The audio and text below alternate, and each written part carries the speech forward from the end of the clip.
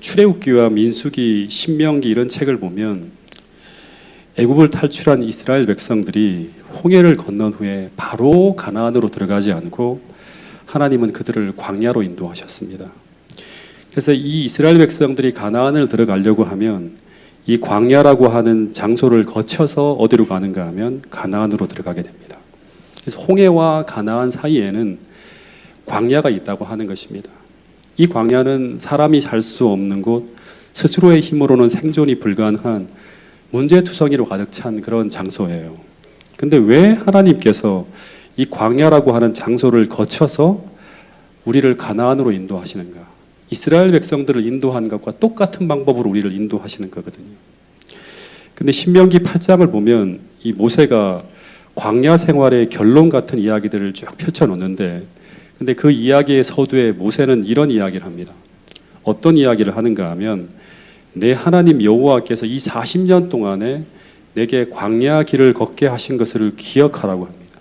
40년의 시간과 광야라고 하는 장소를 기억해야 된다고 하는 거예요. 그런데 이런 긴 세월을 광야란 장소에서 이스라엘 백성들을 머물게 하신 이유가 뭔가? 첫 번째는 뭔가 하면, 너를 낮추시며 너를 시험하사 내 마음이 어떠한지 그 명령을 지키는지 아니 지키는지를 시험하려고 하셨다고 하는 거예요. 근데 그 시험의 목적이 무엇인가 하면 신명기 8장 3절을 보면 더 궁극적인 이유를 이렇게 설명하고 있어요. 이 한 가지 이유 때문에 40년 동안 이스라엘 백성들은 광야를 머물게 돼요. 그게 뭔가 하면 2절 3절의 이 내용들은 같이 한번 읽어보겠습니다. 시작. 내 하나님 여호와께서 이 40년 동안에 내게 광야길을 걷게 하신 것을 기억하라. 이는 너를 낮추시며 너를 시험하사 내 마음이 어떠한지 그 명령을 지키는지 지키지 않는지 알려 하심이라. 너를 낮추시며 너를 줄이게 하시며 또 너도 알지 못하며 내 조상들도 알지 못하던 만나를 내게 먹이신 것은 사람이 떡으로만 사는 것이 아니요 여호와의 입에서 나오는 모든 말씀으로 사는 줄을 내가 알게 하려 하심이니라.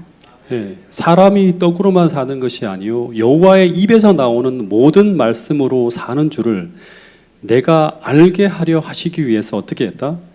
광야라고 하는 것을 거쳐서 가나안으로 들어가게 했다고 하는 것입니다. 이것은 다시 말하면 믿음으로 살아가는 실제적인 삶을 가르쳐주기 위함이었다고 하는 거예요. 이 단순한 한 가지를 가르쳐주기 위해서, 즉 어떻게 사는 것이 믿음으로 사는 것인지를 알려주기 위해서 하나님은 이들을 광야로 인도하셔서 40년의 시간을 보내게 하셨다고 하는 것입니다. 사실 우리가 평생을 그리스도인으로 살아도 죽을 때까지 사람이 떡으로만 사는 것이 아니라 하나님의 말씀으로 산다는 원칙을 믿지 못하고 죽는 사람들이 엄청나게 많습니다.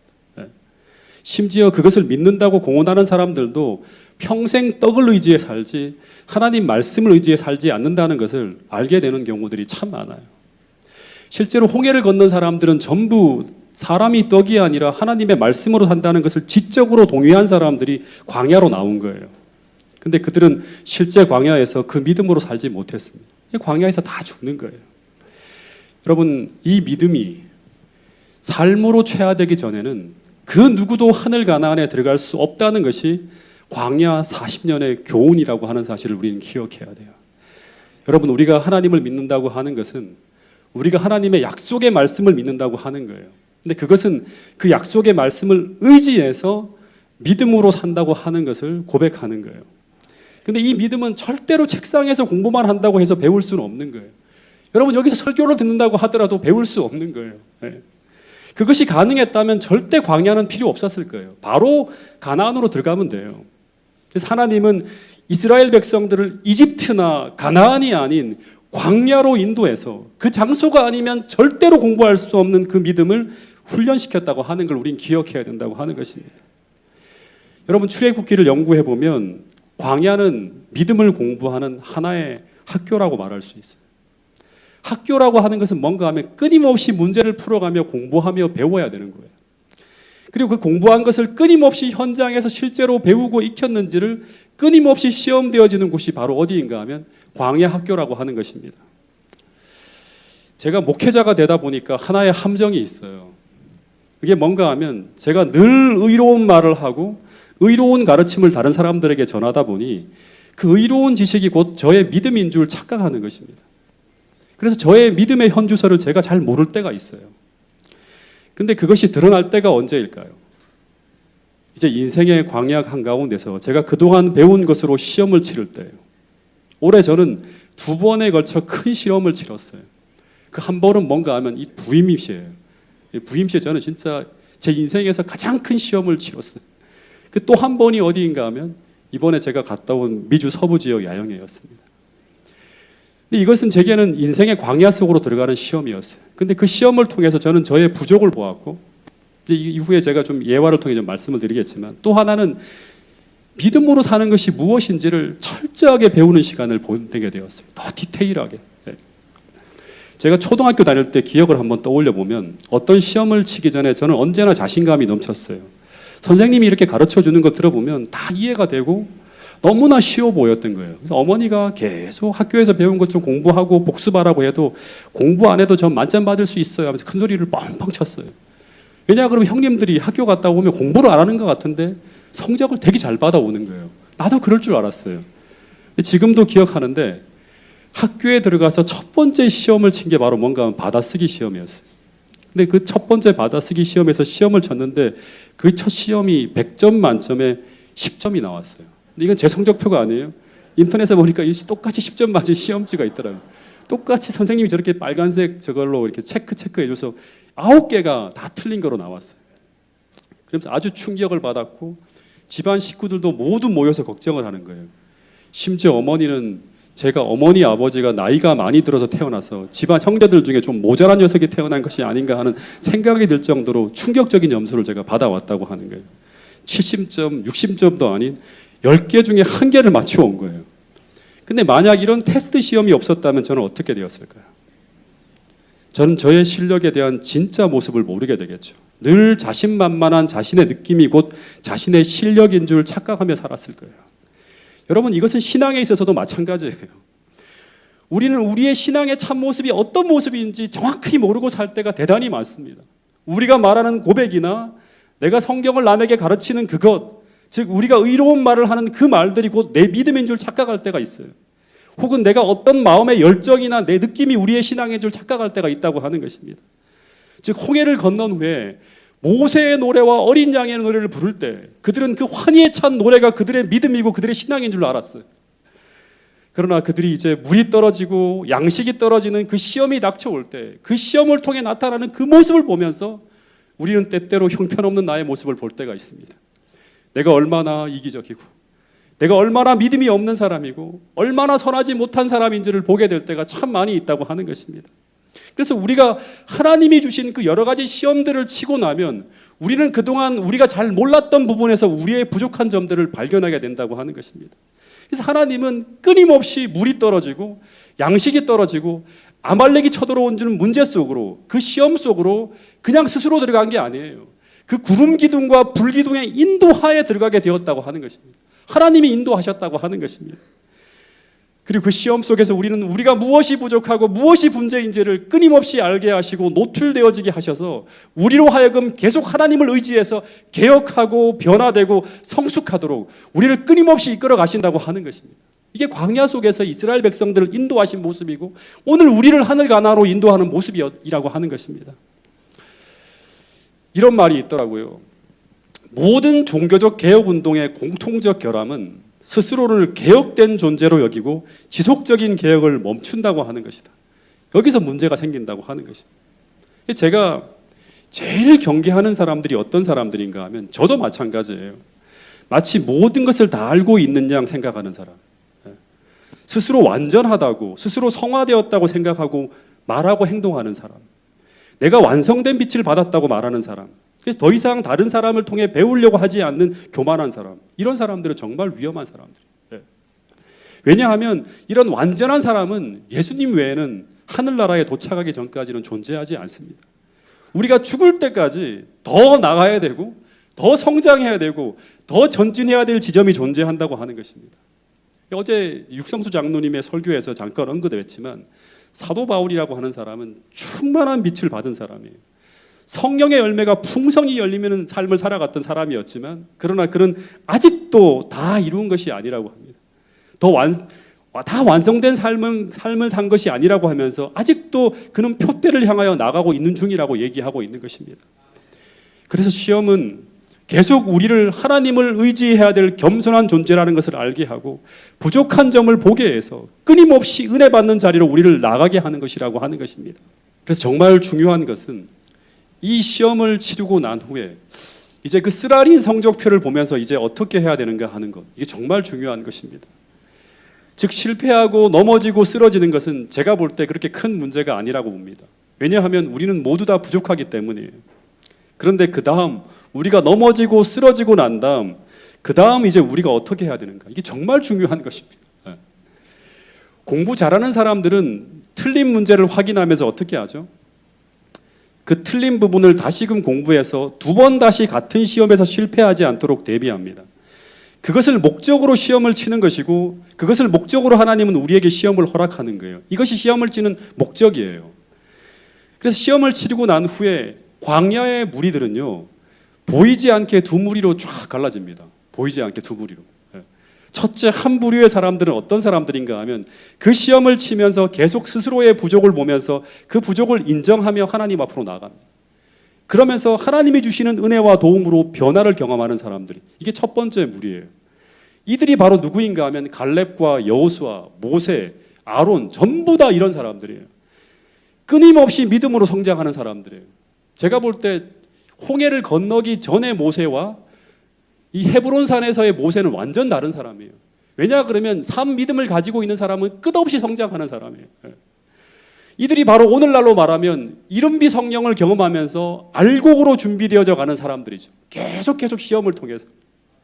성경에 등장하는 베드로나 12제자들 전부 다 이런 사람들이에요. 쓰러지고 넘어지면서도 계속 그 실패가 그들을 파멸시키는 것이 아니라 실패를 통해 성장해 나가는 사람이에요.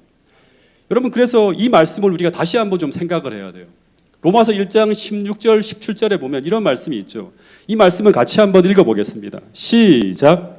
복음에는 하나님의 의가 나타나서 믿음으로 믿음에 이르게 하나니 기록된 바 오직 의인은 믿음으로 말미암아 살리라 함과 같으니라.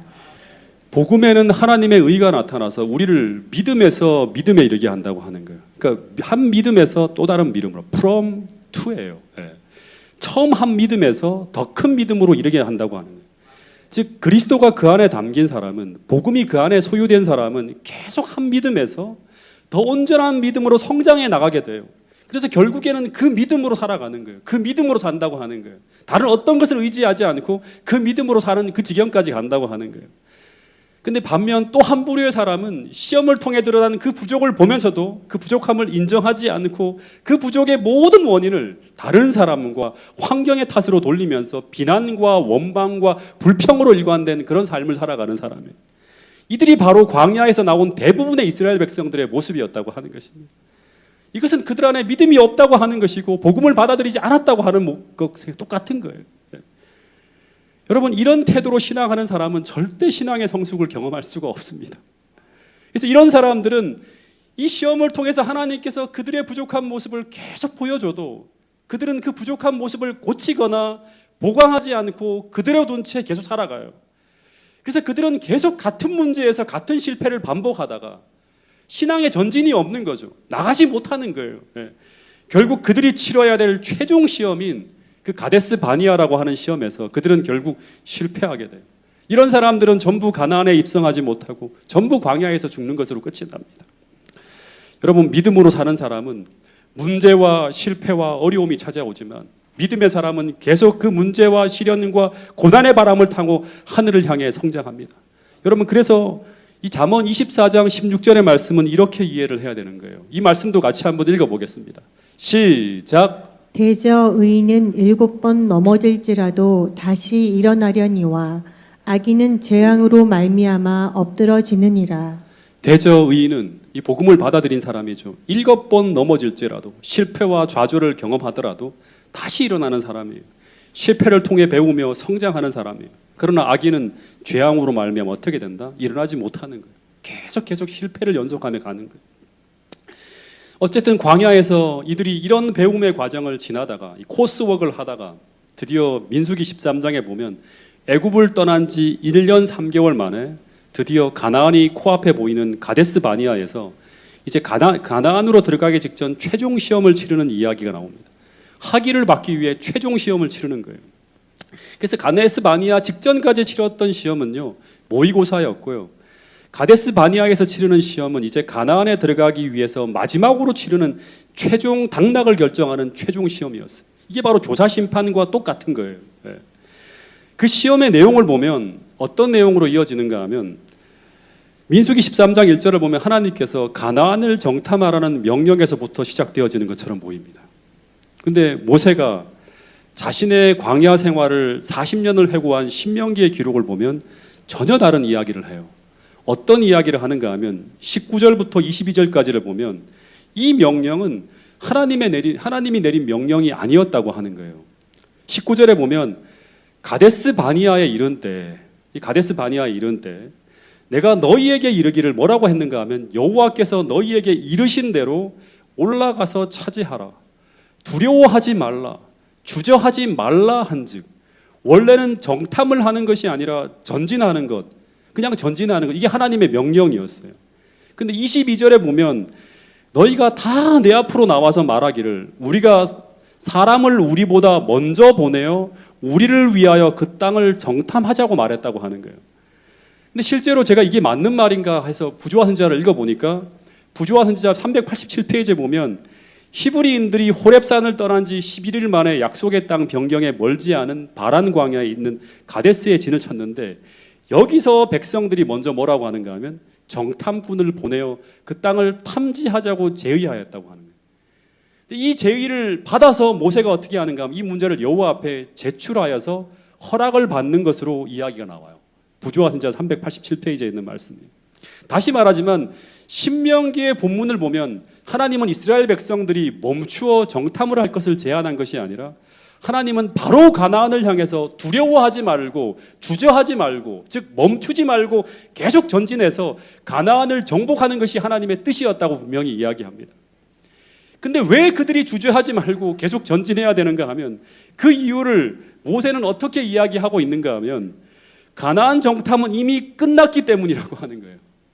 누가 끝냈는가 하면 신명기 1장 30절 보면 너희보다 먼저 가시는 너희 하나님 여호와께서 33절에 보면 그는 너희보다 먼저 그 길을 가시며 장막 칠 곳을 찾으시고 낮에는 불로 밤에는 구름으로 너희 갈 길을 지시하는 자가 바로 우리 하나님이시라고 하는 거예요.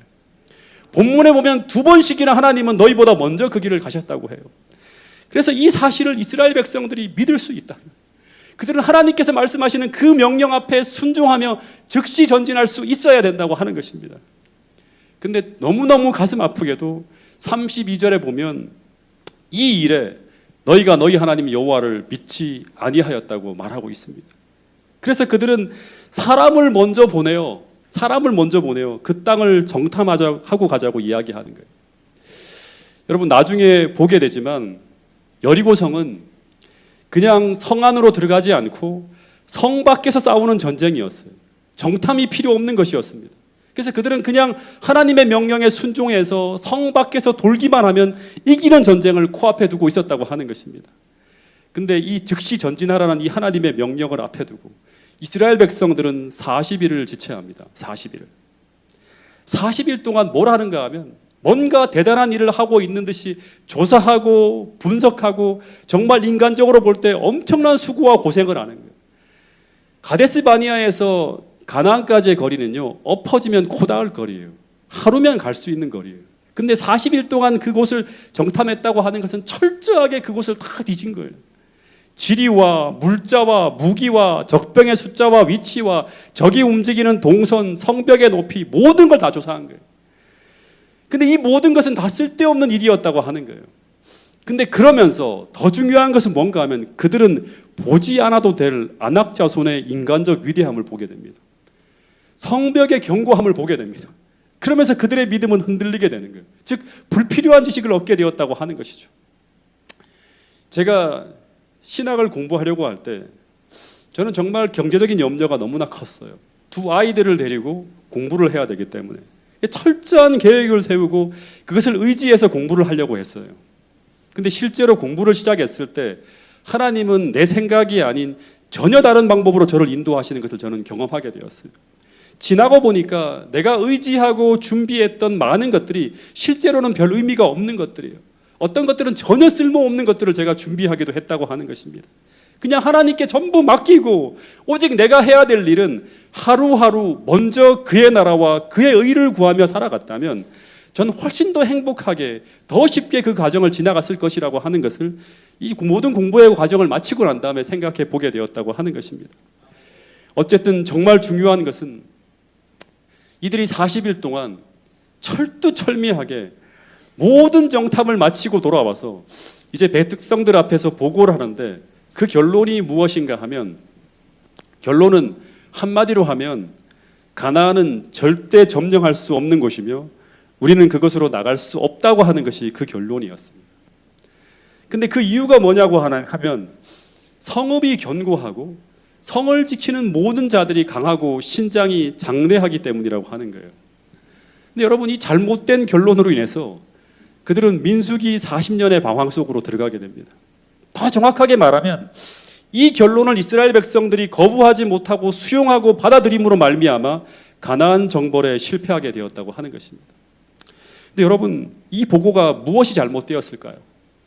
무엇이 잘못된 보고였을까요? 가나안 성민이 거인이고 우리가 메뚜기 같다고 하는 이 결론은 이 이야기는 틀린 이야기가 아니에요. 그들이 거인이고 우리가 메뚜기 같다고 하는 이 말은 오늘 우리가 연약하고 부족하고 너무나 무가치한 존재라고 하는 것과 같은 것이에요. 여기까지는 우리가 늘상 하는 그런 고백이에요. 큰 문제가 없습니다. 근데 문제는 그 다음에 결론이에요. 결론은 우리가 하나님을 신뢰하는 사람이라면 반드시 빠뜨리면 안 되는 것이 하나 있는데 그것은 바로 지금까지 그들을 인도하셔서 그곳까지 기적처럼 이르게 하신 그 하나님을 이야기하며 결론이 내려져야 한다고 하는 거예요. 근데 그들의 결론엔 그동안 그들을 거기까지 인도하신 하나님의 이야기가 하나도 없다고 하는 거예요.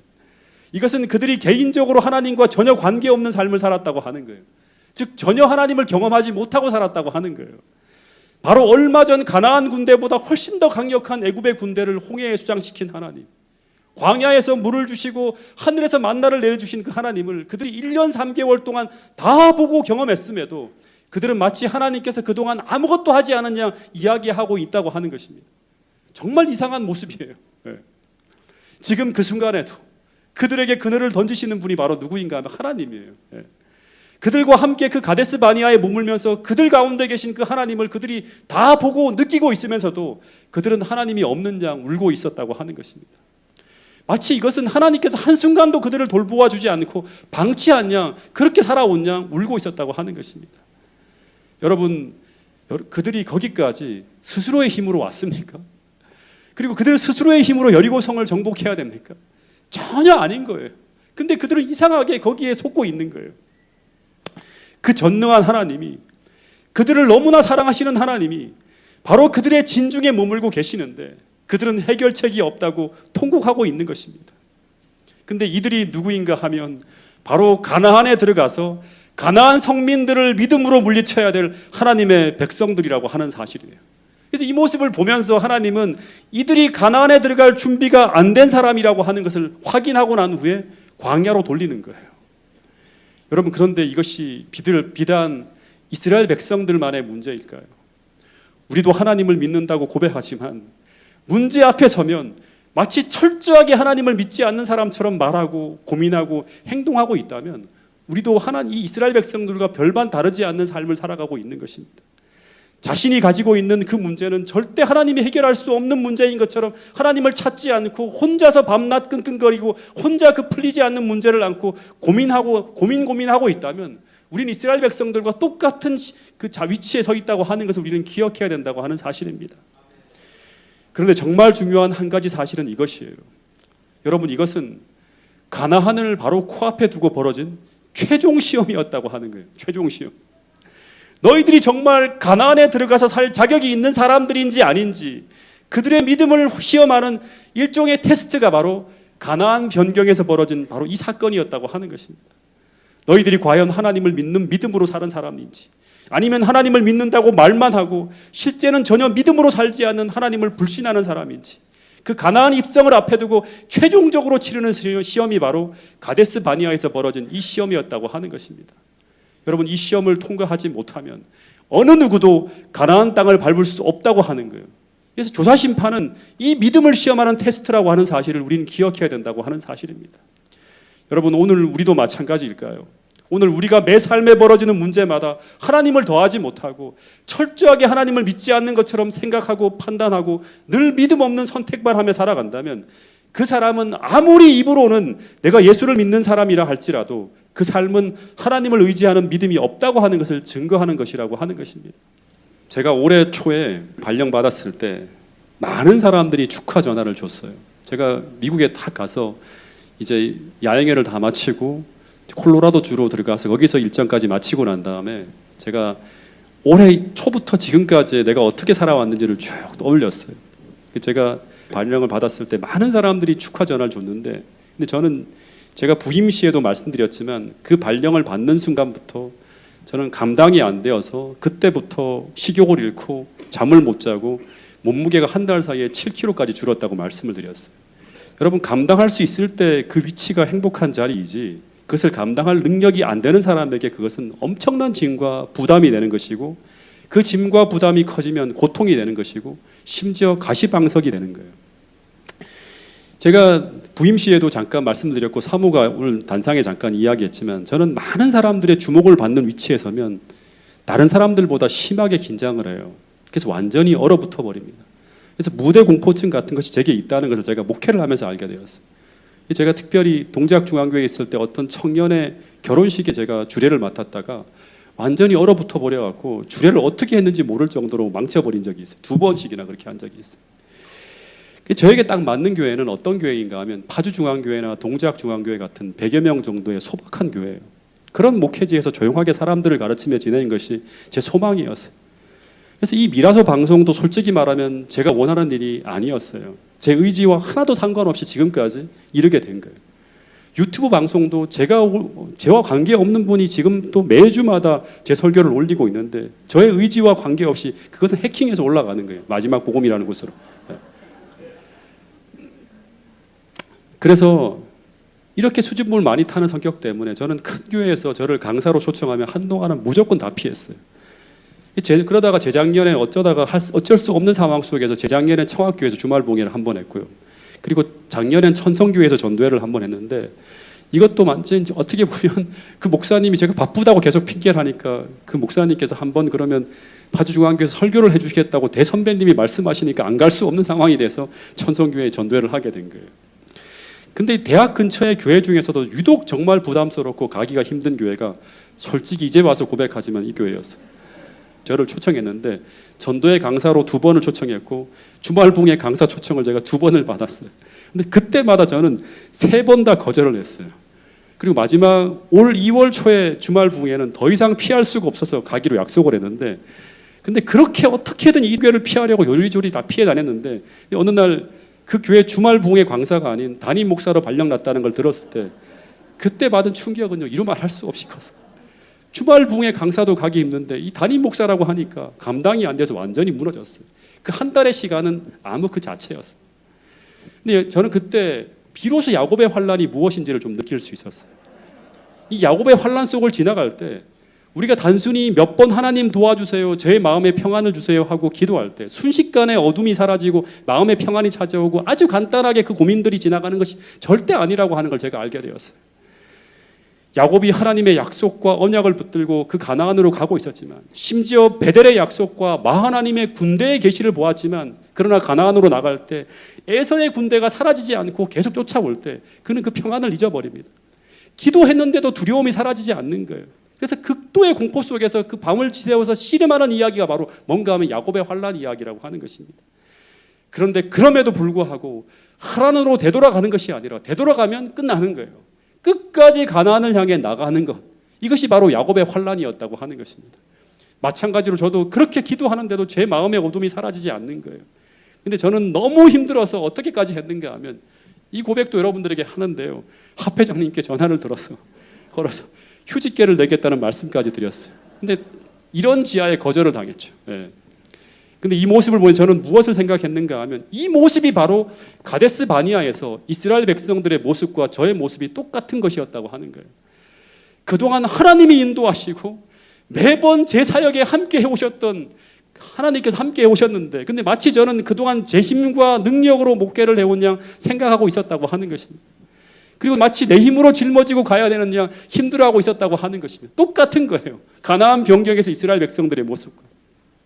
저는 그때 내가 그동안 지성적으로 가르치고 있는 이 모든 것이 단지 지식이었는지 아니면 그것이 믿음이었는지를 생각하고 모든 성경적 가르침을 철저하게 믿음으로 시험하야겠다는 생각을 하면서 지금까지 이르게 오게 되었다고 하는 것입니다.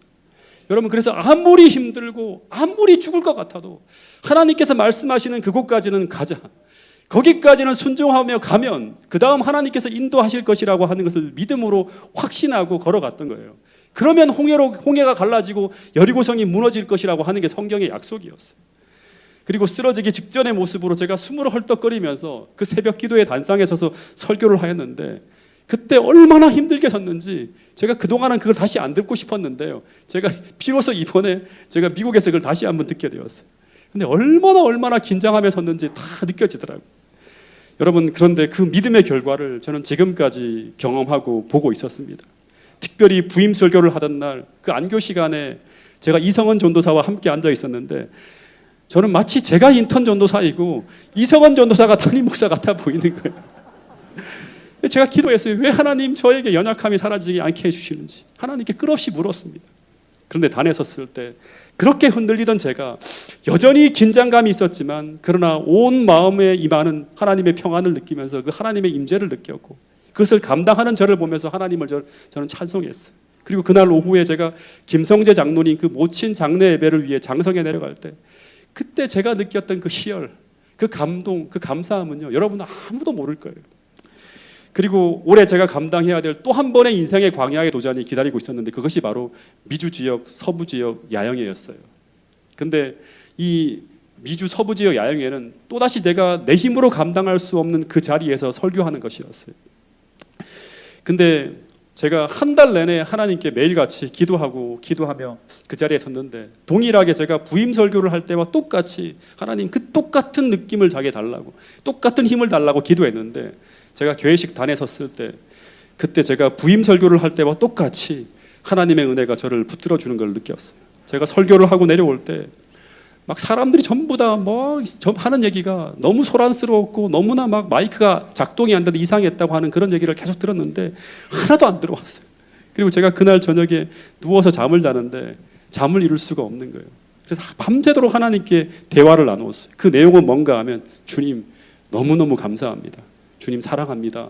주님 살아계시다고 하는 걸 저는 확신하게 되었습니다. 주님, 이것을 백성들에게 노래할 수 있도록 주님 저를 도와달라고 계속 기도했어요. 여러분, 그래서 제가 하나 배운 것은, 온 몸이 갈 수 없다고 말해도, 내 온 본성이 그것을 거부해도, 흔들리고 비틀거리더라도 주님의 명령이면 우리가 가야 된다고 하는 것입니다. 그리고 믿음으로 나아가면서 그 순간 내 힘으로 할 수 없는 것을, 즉 나의 연약함과 나의 부족이 하나님의 은혜로 채워지는 것을 하나하나 경험하는 거예요. 그리고 그 속에서 하나님을 경험하는 가운데 성경의 약속이 어떻게 나의 것이 되어 성취되는 것을 경험하면서 달려가야 된다고 하는 것입니다. 여러분, 제가 서부지역 야영에서 한 서중환 앞에 선배 목사님을 잠깐 만났는데, 그분이 이런 말을 하더라고요. 목사님의 그 2% 미숙하고 모자란 모습이, 그 떨려하는 그 모습이 담임하면서 그것이 노련한 모습으로 변하지 않았으면 좋겠다고 하는 그런 이야기를 했어요. 근데 이것이 마치 하나님의 음성처럼 들렸어요. 늘 내가 부족하고 모자라기 때문에 하나님을 의지하고 하나님께 받아서 살아야 할 존재라고 하는 것을 잊지 않는 것이 신앙과 어떤 사역의 성패를 좌우할 너무나 중요한 것이라고 하는 것을 저는 비로소 깨닫게 되었습니다. 여러분, 우리 모두가 이런 믿음으로 살아가는 것을 여러분의 삶 속에서 경험하며 체험하는 여러분과 저가 될 수 있기를 간절히 바라겠습니다. 하나 제가 고민하는 게 뭔가 하면, 어떻게 이스라엘 백성들이 이런 모든 이적을 보면서도 믿음이 자라지 않았을까 하는 것이었어요. 1년 반 동안. 근데 이스라엘 백성들을 쭉 추적해 보면요, 이들은 매번 똑같은 문제에서 똑같이 하나님을 찾지 않고 똑같이 불평하고 똑같이 원망하면서 무너졌는데, 근데 부조와 선지자를 보면 그 결과 그들에게 어떤 일이 벌어졌는가 하면 정말 중요한 이야기인데요. 여기 보면 가나안으로 가는 도중에 장애를 만날 때마다 그들이 믿음으로 사는데 지속적으로 실패함으로 말미암아 그 결과 어떻게 되었는가 하면 이들은 지속적으로 믿음과 용기를 잃게 만들었다고 적혀 있어요. 마찬가지로 오늘 우리가 교회를 다니지만 매번 똑같은 유혹 앞에 매번 똑같이 쓰러지고 똑같은 문제 앞에 한치의 성장도 전진도 없이 매번 똑같은 모습으로 쓰러지는 이런 모습으로 살아간다면 우리는 이스라엘 백성들의 전체를 밟을 수 있다고 하는 것을 기억해야 된다고 하는 것입니다. 여러분, 그래서 부조와 선지자 292페이지에 보면 이런 말씀이 있어요. 만일 이들이 광야에서 그 궁핍한 중에 그분께 부르짖으면 그분께서는 계속 당신의 사랑과 돌보심의 증거를 나타낼 것이라고 하는 거예요. 그래서 광야에서 하나님께서 그토록 가르쳐 주고 싶어 했던 것은 바로 뭔가 하면 실제적인 현장에서 이루어지는 믿음의 삶이라고 하는 거예요. 근데 그것이 무엇인가 하면 그들이 궁핍한 중에서도 하나님께 부르짖으면 그분께서 계속 그들에게 당신의 사랑과 돌보심의 증거를 나타내는 거예요. 이거를 경험해야 되는 거예요. 이 믿음이 살아있는 믿음이라고 하는 거예요. 비록 힘든 광야길을 걸어가지만 문제투성이의 세상 속을 살아가지만 하나님께서 우리를 보살피는 하나님의 실제적인 도움을 매번 경험하며 배우게 되는 믿음, 이것이 진짜 믿음이에요. 이게 쓸모있는 믿음이에요. 근데 매번 이들이 이 믿음의 도전에 실패하면 우리의 믿음은 결코 자랄 수 없을 뿐만 아니라 오히려 더 약해지게 되었다고 하는 사실이 광야 40년의 역사 기록이라고 하는 거예요.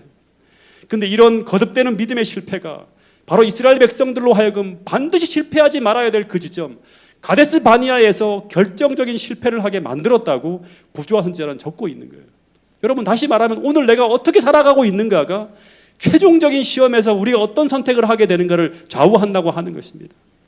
여러분, 말씀을 줄이면서 믿음으로 산다고 하는 것은 모든 상황에, 나의 모든 상황에 하나님을 더하여 생각하는 거예요.